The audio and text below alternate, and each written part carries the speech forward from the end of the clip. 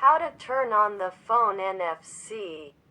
First, you need to go to the Settings menu and then tap on either Connection Preferences or Other Connections. Depending on the brand or model you have, you will see one of these two options. From this menu, go to the NFC section and turn on the NFC feature. Make sure the card is placed in contact with the NFC sensor of your phone. It is located on the back of your phone at the top or next to the rear camera. You can refer to the Quick Start Guide or contact customer service for the exact location.